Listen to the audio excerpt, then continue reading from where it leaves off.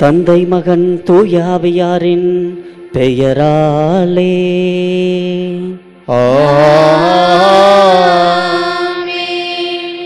நம் ஆண்டவராகிய இயேசு கிறிஸ்துவின் அருளும் கடவுளின் அன்பும் தூயாவியாரின் நட்புறவும் உங்கள் அனைவரோடும் இருப்பதாக. உம் ஆன்மாவோடும்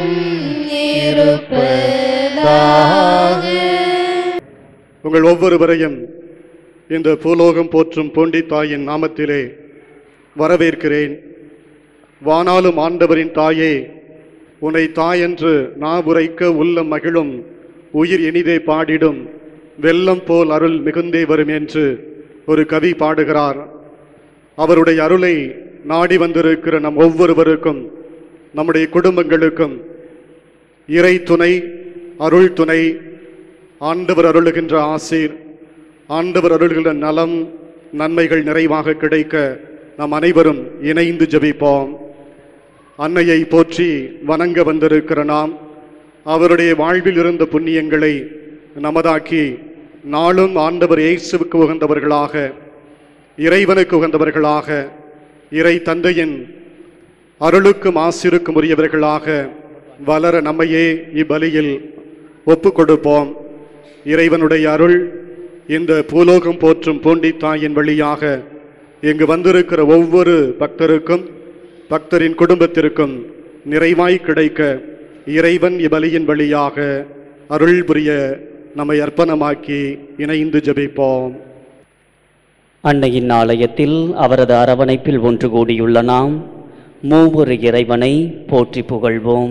மனித குலத்தின் படைப்பு, மீட்பு, பராமரிப்பு இவற்றில் மிகுந்த அக்கறையும் பரியும் கொண்ட ஆண்டவரே, மீட்பின் வரலாற்றில் தூய கன்னி மரியாளுக்கு சிறப்பிடம் கொடுத்தவரே, உம்மை போற்றி புகழ்கின்றோம். கானாவூர் திருமணத்தில் உமது அன்னை பரிந்து பேசியதால் தண்ணீரை திராட்சரசமாக்கி புதுமை செய்து புது வாழ்வு தந்த இயேசுவே, உம்மை பணிந்து ஆராதிக்கின்றோம். உலக மீட்பரையே கன்னிமரியா பெற்றெடுக்க அவரில் எழுந்து வந்த தூய ஆவியானவரே, மூவரு இறைவா, எங்கள் மத்தியில் எழுந்தருளி அருள்வளம் பொழிந்து எந்நாளும் காப்பவரே, உம் பாதம் பணிகின்றோம். பூண்டி தாயின் பக்தர்களே, நாம் அன்னையின் அன்பு பிள்ளைகள் என்ற உணர்வோடு ஒரே குடும்பமாய் நம் அன்னையை போற்றி புகழ்வோம். பூலோகம் போற்றும் பூண்டி புதுமை மாதாவே, பூண்டி திருத்தலத்தை கோயிலாக கொண்டவளே, உம்மை பணிந்து வாழ்த்துகின்றோம். எங்கள் மீட்பராம் இயேசு கிறிஸ்துவை உலகிற்கு பெற்று தந்த இறைவனின் அன்னையே, உன்னதரின் திருப்பேழையே, எங்களுக்காக இறைவனிடம் பரிந்து பேசுகின்ற புனித மாதாவே, எட்டு திக்கும் புகழ் பெறுகின்ற எங்கள் பூண்டி அன்னையே, மன்னக மாந்தர்களின் மகிமையே, உம் பாத மலரடியில் எங்களின் புகழ் அஞ்சலியையும் வணக்கத்தையும் மனமகிழ்ந்து செலுத்துகின்றோம். தந்தையாம் கடவுளுக்கு தன்னையே காணிக்கையாக்கிய நம் அன்னை மரியாவை போல நாமும் நம்மையே இறைவனுக்கு காணிக்கையாக்குவோம். எங்கள் இறைவனாகிய ஆண்டவரே, உம்முன் பணிந்து வேண்டுகின்ற எங்கள் ஒவ்வொருவரையும் கண்ணோக்கி பாரும். தம் விருப்பத்தையே சிறிதும் நாடாமல் விண்ணக தந்தையின் விருப்பத்தையே பெரிதென கொண்டு, இதோ மகிமை உம் வார்த்தையின்படி எனக்கு ஆகட்டும் என்று பணிந்த கன்னிமரியாவை போல எங்களையும் எங்கள் குடும்பங்களையும் உமக்கு காணிக்கையாக்குகின்றோம். எங்கள் காணிக்கையை ஏற்று எங்களின் இதய ஆவல்களை நிறைவேற்றுவீராக. நன்றி பெருக்கோடு நம் அன்னை இறைவனை போற்றி பாடிய பாடலை நாமும் சேர்ந்து பாடி மகிழ்வோம்.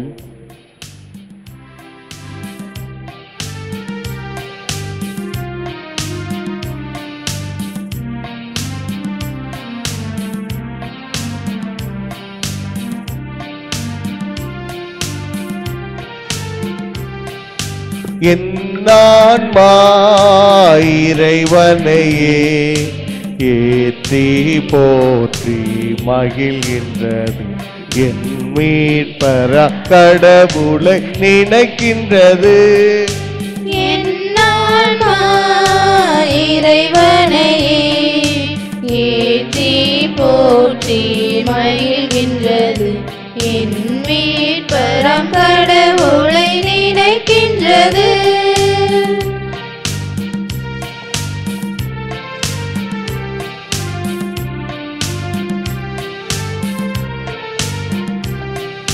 தாழ்நிலை இருந்த தம் அடியவரை தயையுடன் கண்கள் நோக்கினார். தாழ்நிலை இருந்த தம் அடியவரை தயையுடன் கண்கள் நோக்கினார். இந்நாள் முதலா தலைமுறைகள் இந்நாள் முதலாம் தலைமுறைகள் என்னை பேருடையால் என்றிடுமே. என்னான்மா இறைவனையே ஏற்றி போற்றி மகிழ்கின்றது. என் மீட்பராம் கடவுளை நினைக்கின்றது.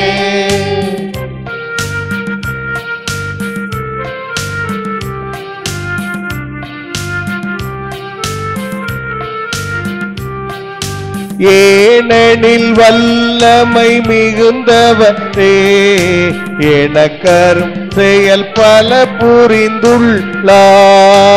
ஏனெனில் வல்லமை மிகுந்தவரே எனக்கரும் செயல் பல புரிந்துள்ளார். அவர் தம் பெயரும் புனிதமாகும்.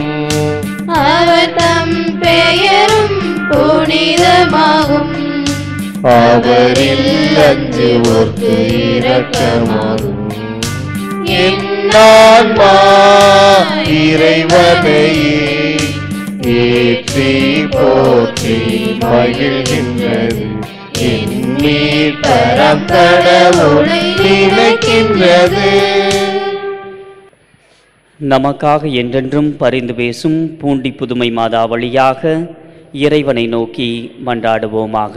என்றும் வாழும் தந்தையே, உமக்கு அன்புக்குரிய கன்னி மரியாவை அமல உற்பவியாக இத்தரணிக்கு தந்து இவ்வுலகில் சிறப்பான முறையில் மகிமைப்படுத்த திருவுளம் கொண்டவரே, உம்மை புகழ்ந்து ஆராதித்து நன்றி செலுத்துகின்றோம்.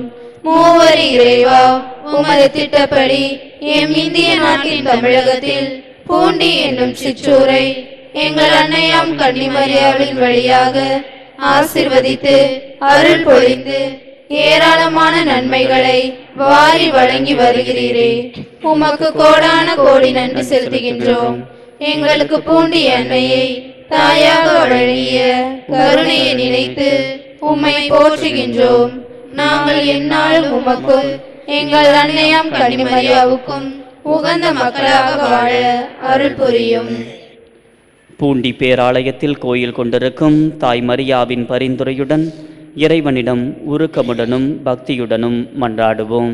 பூண்டியில் எழுந்தருளிருக்கும் புதுமை மாதாவே, இயற்கை சக்திக்கும் மனித வல்லமைக்கும் மேலாக உலக மக்களின் சொல்ல முடியாத துன்பங்களை போக்கி நாங்கள் ஆசிக்கும் நன்மைகளை பெருமளவில் அளிக்கும் உமது அன்பும் அருளும் இப்பரந்த பாரத திருநாட்டில் மட்டுமே அன்றி உலகத்தின் எல்லா பகுதிகளிலும் பரவி இருப்பதை எண்ணி நன்றி பண்பாடுகின்றோம். இந்நேரத்தில் எங்கள் வாழ்வில் ஏற்பட்ட துன்பங்களை போக்கவும் நாங்கள் விரும்பும் நன்மைகளை அடையவும் உதவியாக எப்பக்கமும் ஓடியாடி களைத்து சோர்ந்து எவ்வித பயணமின்றி இறுதியாக பூண்டி புதுமை மாதாவே, நீரே அடைக்கலமென்று உம்மை தேடி உமது துணையை நாடி வந்திருக்கின்றோம். உமது வல்லமையுள்ள மன்றாட்டால் உமது அன்பையும் அரவணைப்பையும் பாதுகாப்பையும் எமக்கு அளித்தருளும். எங்கள் ஆன்மாவிற்கும் உடலுக்கும் நல்வாழ்விற்கும் ஏற்பட்ட துன்பங்கள் முற்றிலும் அகலவும் எமக்கு தேவையான நன்மைகளை நாங்கள் அடையவும் மூவர் இறைவனின் விருப்பத்தின்படி எங்களுக்கு பெற்றுத்தாரும். எங்கள் குடும்பங்களை பாதுகாத்து ஆசிர்வதியும். என்னாலும் உம்மையே புகழ உம்மை போல் வாழ வரம் தாரும். சகோதர சகோதரிகளே, தூய மறை நிகழ்வுகளை கொண்டாட நாம் தகுதி பெறும் பொருட்டு நம் பாவங்களை ஏற்றுக்கொள்வோம்.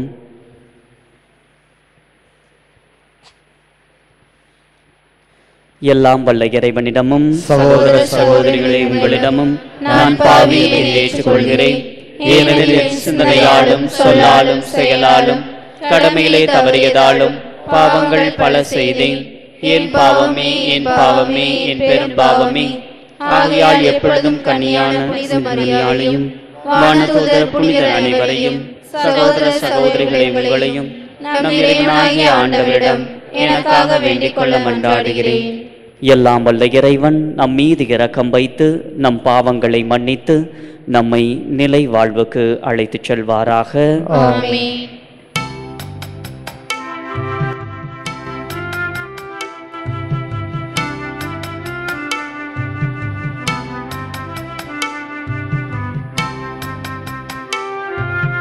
ஆண்டவரே ஆண்டவரே இரக்கமாயிரம்.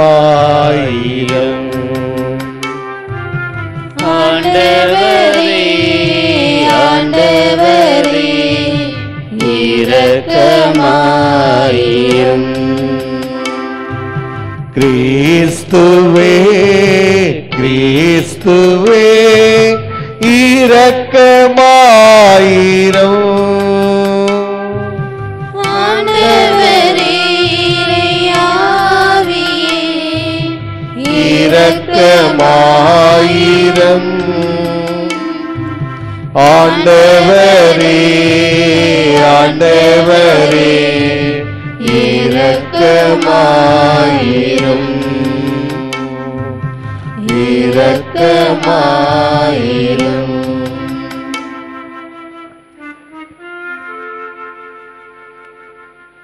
மன்றாடுவோமாக. ஆண்டவரே, மாண்புக்கு உரிய உம்மை தாழ்மையுடன் வேண்டுகின்றோம். மீட்பு அளிக்கும் திருவிழா எவ்வளவுக்கு மிக நெருங்கி வருகின்றதோ அவ்வளவுக்கு பாஸ்கா மறை நிகழ்வை இறை பற்றுடன் கொண்டாட நாங்கள் அணுகிச் செல்வோமாக.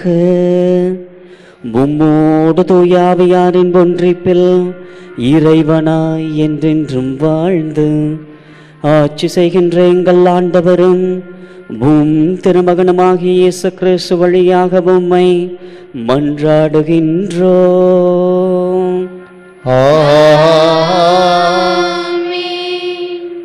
முதல் வாசகம். மனிதரில் நம்பிக்கை வைப்போர் சபிக்கப்படுவர், ஆண்டவரில் நம்பிக்கை வைப்போர் பேறு பெற்றோர். இறைவாக்கினர் எரேமியா நூலிலிருந்து வாசகம். இயல் 17, இறை வாக்கியங்கள் 5 முதல் 10 வரை. ஆண்டவர் கூறுவது இதுவே: மனிதரில் நம்பிக்கை வைப்போரும் வலுவற்ற மனிதரில் தம் வலிமையை காண்போரும் சபிக்கப்படுவர். அவர்கள் பாலை நிலத்து புதர் செடிக்கு ஒப்பாவர். பருவ காலத்திலும் அவர்கள் பயனடையார். பாலை நிலத்தின் வறண்ட பகுதிகளிலும் யாரும் வாழா ஒவ்வொரு நிலத்திலுமே அவர்கள் குடியிருப்பர். ஆண்டவரில் நம்பிக்கை வைப்போர் பேறு பெற்றோர். ஆண்டவரே அவர்களது நம்பிக்கை. அவர்கள் நீர் அருகில் நடப்பட்ட மரத்துக்கு ஒப்பாவர். அது நீரோடையை நோக்கி வேர் விடுகின்றது. வெப்பமிகு நேரத்தில் அதற்கு அச்சமில்லை. அதன் இலைகள் பசுமையாயிருக்கும். வறட்சி மிகு ஆண்டிலும் அதற்கு கவலை இராது. அது எப்போதும் கனி கொடுக்கும். இதயமே அனைத்திலும் வஞ்சகம் மிக்கது. அதனை நலமாக்க முடியாது. அதனை யார்தான் புரிந்து கொள்வர்? ஆண்டவராகிய நானே இதய சிந்தனைகளை ஆய்பவர், உள்ளுணர்வுகளை சோதித்து அறிபவர். ஒவ்வொருவரின் வழிகளுக்கும் செயல்களின் விளைவுக்கும் ஏற்றவாறு நடத்துபவர். ஆண்டவரின் அருள்வாக்கு. இறைவனுக்கு நன்றி. பதிலுரை பாடல் பல்லவி. ஆண்டவர் மீது நம்பிக்கை கொண்டவரே பேறு பெற்றவர். ஆண்டவர் மீது நம்பிக்கை கொண்டவரே பேறு பெற்றவர். நற்பேறு பெற்றவர் யார்? அவர் பொல்லாரின் சொல்படி நடவாதவர், பாவிகளின் தீய வழி நில்லாதவர், இகழ்வாரின் குழுவில் அமராதவர். ஆனால் அவர் ஆண்டவரின் திருச்சட்டத்தில் மகிழ்ச்சியுறுபவர். அவரது சட்டத்தை பற்றி இரவும் பகலும் சிந்திப்பவர். பல்லவி. ஆண்டவர் மீது நம்பிக்கை கொண்டவரே பேறு பெற்றவர். அவர் நீரோடையோரம் நடப்பட்ட மரம் போல் இருப்பார். பருவ காலத்தில் கனி தந்து என்றும் பசுமையாயிருக்கும் அம்மரத்திற்கு ஒப்பாவர். தாம் செய்வதனைத்திலும் வெற்றி பெறுவார். பல்லவி. ஆண்டவர் மீது நம்பிக்கை கொண்டவரே பேறு பெற்றவர். ஆனால் பொல்லார் அப்படி இல்லை. அவர்கள் காற்றடித்து செல்லும் பதரை போல் ஆவர். நேர்மையாளரின் நெறியை ஆண்டவர் கருத்தில் கொள்வர். பொல்லாரின் வழியோ அழிவை தரும். பல்லவி. ஆண்டவர் மீது நம்பிக்கை கொண்டவரே பேறு பெற்றவர்.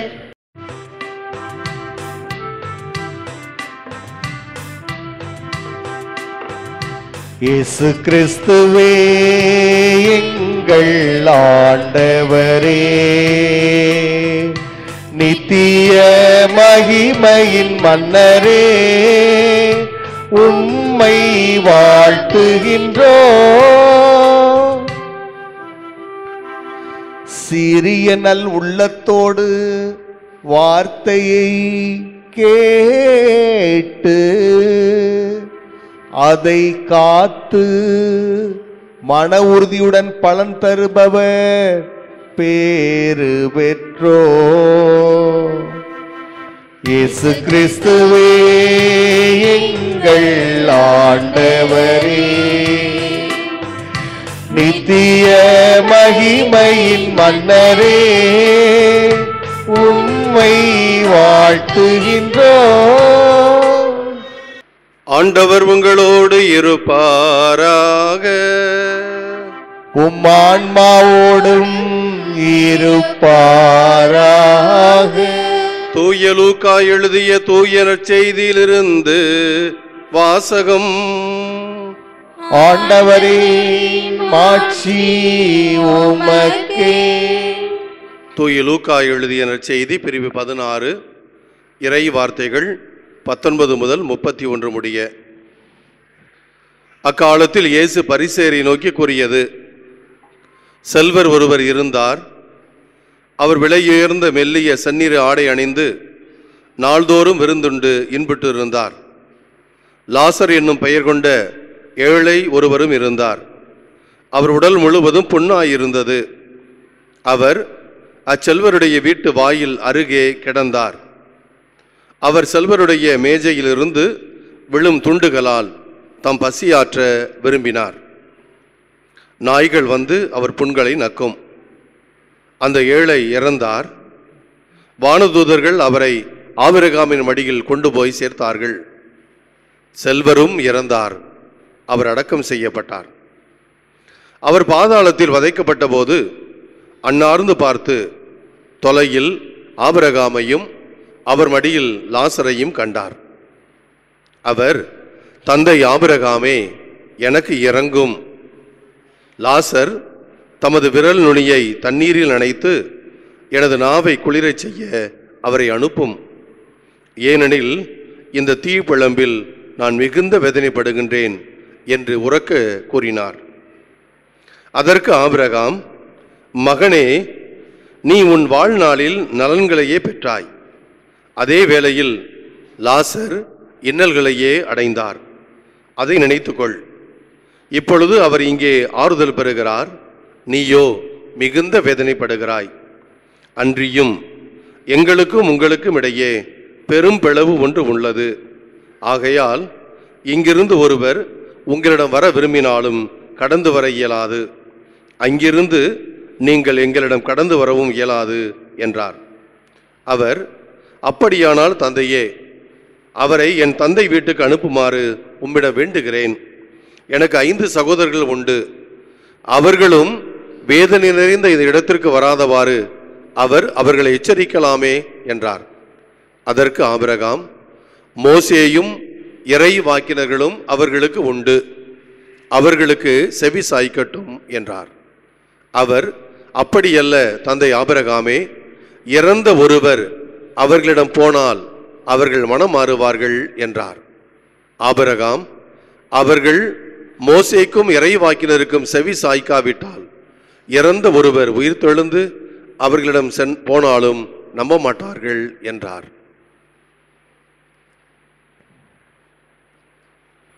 இது ஆண்டவரின் அருள்வாக்கு. கிறிஸ்துவே உமக்கு புகழ். இறை இயேசு கிறிஸ்துவில் பிரியமான பூலோகம் போற்றும் பூண்டி புதுமை மாதாவின் அன்பான பக்தர்களே, சில வருடங்களுக்கு முன்பாக 2015ஆம் ஆண்டு சென்னையில் நடந்த ஒரு நெஞ்சை நிகழச் செய்யக்கூடிய ஒரு நிகழ்வை பற்றி சில பேர் நாளிதழ்களில் படிச்சிருப்பீங்க. சுவாதி அப்படின்ற ஒரு பெண், அந்த பெண்ணுடைய அம்மாவினுடைய பெயர் தங்கப்பொண்ணு. வறுமையும் வாழ்க்கை சூழலும் இறுக்கி பிடித்தாலும் கூட எப்படியாவது தன்னுடைய மகள் சுவாதியை நிறைய படிக்க வைக்க வேண்டும் அப்படின்னு துடித்த ஒரு விதவை தாய் ஆசைகளோடும் கனவுகளோடும் சென்னைக்கு வந்து சேர்றாங்க. அவங்க சென்னைக்கு வந்த காரணம் 12ஆம் வகுப்பு முடித்திருந்த தன்னுடைய பெண்ணுக்கு கல்லூரியில் இடம் கிடைக்கணும். அதுக்காக சென்னை அண்ணா அரங்கத்தில் நடைபெற இருந்த கவுன்சிலிங்கில் பங்கேற்க வைப்பதற்காக தன்னுடைய பொண்ணை கூட்டிக்கிட்டு சென்னைக்கு வந்து சேர்றாங்க. விடிய காலையிலேயே சென்னைக்கு வந்துடுறாங்க. சென்னை அண்ணா பல்கலைக்கழக வளாகத்துக்குள்ளே நடைபோடுகிறார்கள். அண்ணா அரங்கம் எங்கே இருக்குது அப்படின்னு விசாரித்து கொண்டே போகிறார்கள். அங்கே சுற்றி இருந்த சில பேர்கிட்ட விசாரித்த போது தான் அவங்க செய்திருந்த ஒரு பெரிய தவறு அவர்களுக்கு தெரிய வந்தது. அது என்ன அப்படின்னா, கவுன்சிலிங் நடக்க இருந்தது சென்னையில் இருக்கிற அண்ணா அரங்கத்தில் இல்லை, கோயம்புத்தூரில் இருக்கிற அண்ணா அரங்கத்தில். அவங்க தவறுதலாக கோயம்புத்தூருக்கு போகிறதுக்கு பதிலாக சென்னைக்கு வந்துட்டாங்க. என்ன பண்ணுறதுனே தெரியாது. இனிமே கோயம்புத்தூருக்கு போகிறதுக்கு வழியும் அவங்களுக்கு புரியவில்லை. தன்னுடைய கனவுகளும் ஆசைகளும் சிதைந்து போன ஒரு வருத்தத்திலும் வழியிலும் அந்த சுவாதி என்ற பெண் கண்ணீரோடு தத்தளித்து கொண்டிருக்கிறார். அவருக்கு எப்படி ஆறுதல் சொல்வது அப்படின்னு தெரியாமல் அவங்க அம்மாவும் தேம்பியவாறே அங்கே நின்று கொண்டிருக்கிறார். இதை அன்னைக்கு காலையில் வாக்கிங் நடைபயிற்சி செய்து கொண்டிருந்த சில மனிதர்கள் பார்க்குறாங்க. கண்ணீரோடும் கவலையோடும் கையில் பையோடும் நின்று கொண்டிருந்த அந்த பெண்ணை பார்த்து அவர்கள் என்ன நடந்துச்சு அப்படின்னு விசாரிக்கிறாங்க. விசாரிக்கும் போது இந்த தாயும் மகளும் நடந்த அத்தனையும் சொல்லி அழுது புலம்புகிறார்கள். அவர்களுடைய கண்ணீரும் இந்த பெண்ணினுடைய கனவும் சிதைந்து போவதை அவர்கள் பார்த்து துடிக்கிறார்கள். ஏதாவது செய்யணும் அப்படின்ட்டு முடிவு செய்கிறாங்க. அங்கே நடைபயிற்சிக்கு வந்திருந்த அத்தனை பேரும் ஒன்று கூடி பேசுகிறார்கள். இனிமே பஸ்லையோ கார்லையோ அவங்க கோயம்புத்தூருக்கு போகிறது அப்படின்றது நடக்க முடியாத ஒரு விஷயம். அதனால் நம்ம விமானத்தில் அவர்களை அனுப்பி வைக்க ஏற்பாடு செய்வோம் அப்படின்னு சொல்லி உடனடியாக விமான டிக்கெட்டை முன்பதிவு செய்கிறார்கள். அவங்க 2 பேருக்கும் காலை சாப்பாடு கொடுக்குறாங்க. அவங்கள கொண்டு போய் விமான நிலையத்தில் விடுவதற்கும் அங்கே கோயம்புத்தூரில் போய் சேர்ந்த உடனே அங்கிருந்து கல்லூரிக்கு அழைத்து செல்வதற்கும் ஏற்பாடுகள் செய்யப்படுகிறது.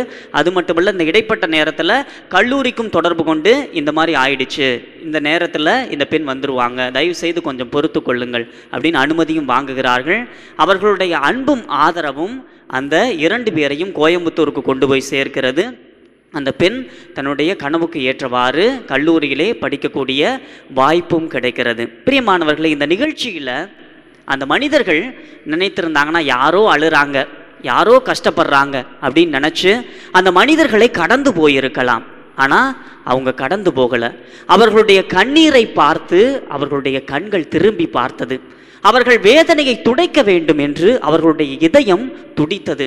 தேவைகளே இருந்த அவர்களுக்கு ஏதாவது செய்ய வேண்டும் என்று அவர்களுடைய கரம் நீண்டது. இதுதான் அவர்களை உயர்ந்த மனிதர்களாக உயர்த்தியது. நிறைய நாளிதழ்களிலேயும் மாத இதழ்களிலேயும் இன்னும் மனிதர்கள் வாழ்கிறார்கள் அப்படின்ற தலைப்பில் அவர்களை பற்றிய செய்தி அந்த சமயத்தில் நிறைய வெளிவந்தது. பிரியமானவர்களே, இதுதான் உண்மை. நம்மை மனிதர்களாக்குவது நம்ம படித்த படிப்போ, நம்ம வைத்திருக்கிற செல்வமோ, இல்லை நம்ம வகிக்கிற பதவியோ கிடையாது. நம்மை மனிதர்களாக்குவது பக்கத்தில் கஷ்டப்பட்டு கொண்டிருக்கிற மக்களுக்காக கண்ணீர் வடிக்கிற நம்முடைய கண்கள், துடித்து கொண்டிருக்கிற மனிதர்களுக்காக துடிக்கிற நம்முடைய இதயம், தேவைகளை இருக்கிற மனிதர்களுக்காக உதவ ஓடி செல்லுகிற நம்முடைய கரங்கள், இவைதான் நம்மை மனிதர்களாக்கும். நம்மை மனிதர்கள் என்று நிலைக்கு உயர்த்தும்.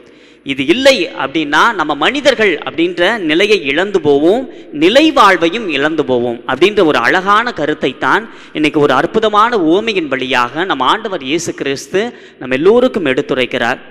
இன்னைக்கு நற்செய்தியில் நம்ம கேட்டிருக்கிறோம் செல்வர் லாசர். இந்த நிகழ்வை நாம் நிறைய முறை படித்திருப்போம். இந்த நிகழ்வில் செல்வர் சந்தோஷமாக அவருடைய வீட்டில் நல்ல ஆடை அணிகலன்களோட நல்ல உணவோடு வாழ்ந்து கொண்டிருக்கிறார். அவருடைய வாயிலுக்கு வெளியில் லாசர்